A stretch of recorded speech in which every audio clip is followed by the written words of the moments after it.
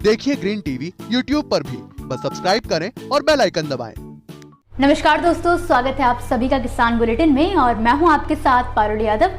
चलिए जल्दी से नजर डालते हैं किसान बुलेटिन में आज की बड़ी हेडलाइंस पर। हम गायों को सड़कों पर लावारिस छोड़ने वालों को नहीं छोड़ेगी सरकार, शुरू किया ये खास अभियान। अब पराली जलाने वालों को नहीं मिलेंगे 2000 रुपए, जुर्माना अलग भरेंगे किसान। बिहार सरकार किसानों को करेगी पुरस्कृत, धान गेहूं आलू की खेती करने वाले किसानों को मिलेगा सम्मान। उत्तर प्रदेश में आवारा मवेशियों की समस्या से किसान पहले ही परेशान हैं, तो वहीं अब प्रशासन ने किसानों की फसलों को इस नुकसान से बचाने के लिए एक नया कदम उठाया है। दरअसल हाल ही में शाहजहांपुर जिले में गायों को सड़कों पर लावारिस छोड़े जाने के मामले पर रोक लगाने के लिए प्रशासन ने हर गांव और हर घर में मवेशियों की गणना शुरू की है।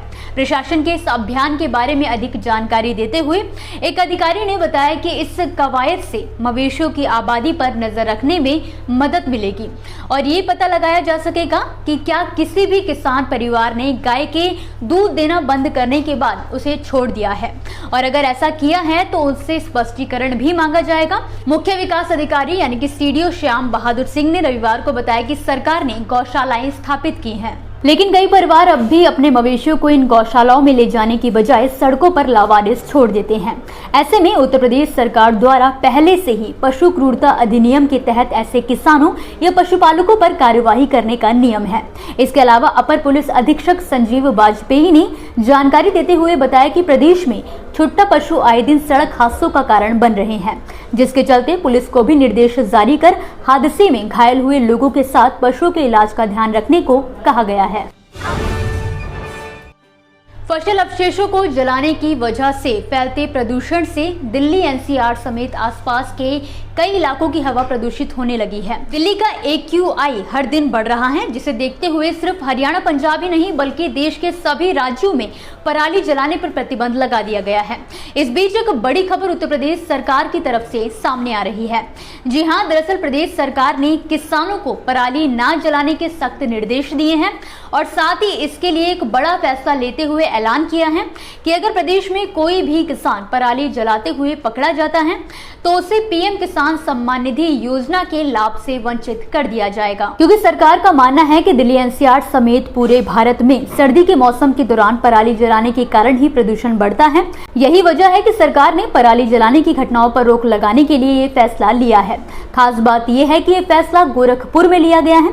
साथ ही सरकारी आदेश में कहा गया है कि यदि कोई भी किसान पराली जलाते हुए पकड़ा जाता है तो उसके ऊपर आर्थिक जुर्माना भी लगाया जाएगा।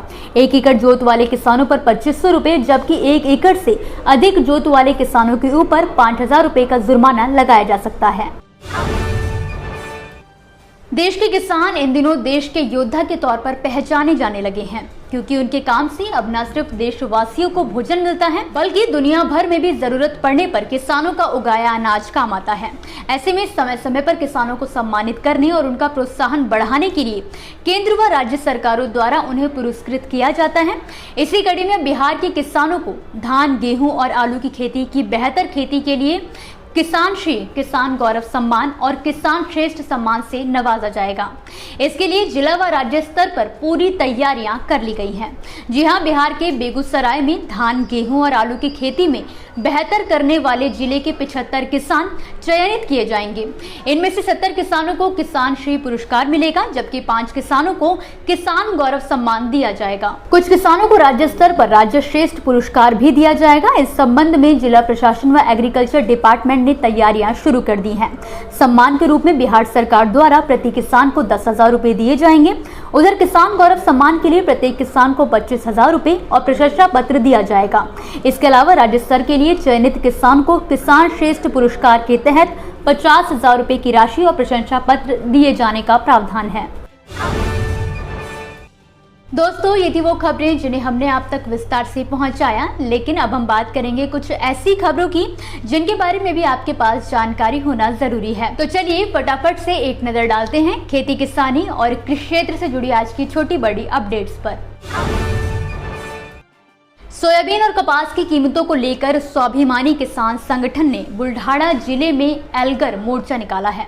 किसान नेता रविकांत तुपकर ने मोर्चे में कहा कि किसानों के मुद्दों के लिए चुने हुए नेताओं को लड़ना चाहिए, लेकिन नेताओं के पास किसानों की समस्या सुनने के लिए समय तक नहीं है।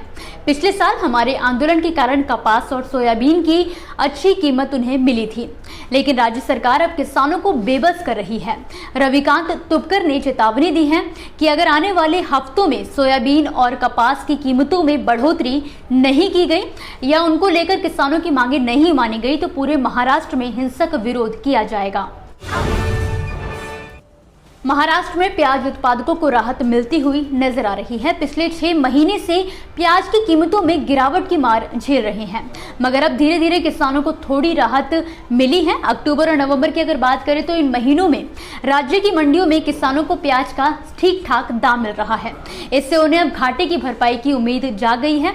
बता दें कि सतारा, कोल्हापुर, पुणे, अहमदनगर और नागपुर जिले में प्याज औसतन 17 से 19 रुपए प्रति किलो के पार पहुंच गया है।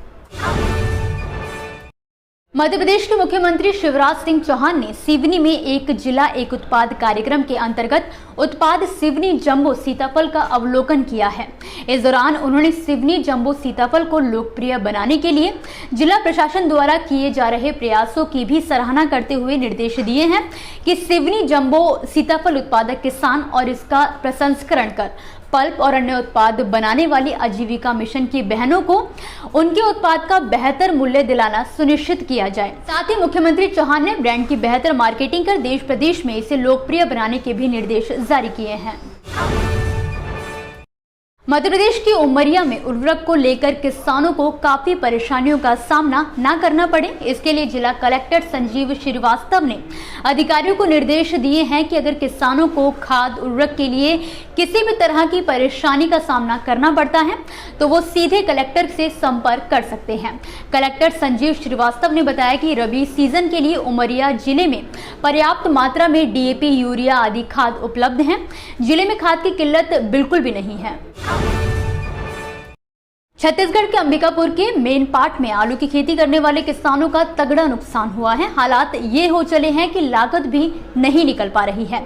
महंगे बीज के कारण पहले कम रकबे में खेती हुई, फिर मूसलाधार बारिश की वजह से काफी फसल खराब हो गई। इसके बाद आलू की पैदावार आनी शुरू हुई तो रेट इतना गिर गया कि किसान बनारस और इलाहाबाद की मंडी में 2-3 दिन से आलू लेकर अच्छे दाम मिलने का इंतजार कर रहे हैं।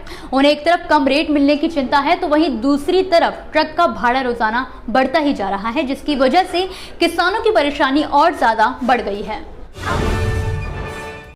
इसी के साथ आज के किसान बुलेटिन की बड़ी खबरों में फिलहाल के लिए बस इतना ही। आप मुझे दीजिए इजाजत और देखते रहिए ग्रीन टीवी। नमस्कार। देखिए ग्रीन टीवी YouTube पर भी, बस सब्सक्राइब करें और बेल आइकन दबाएं।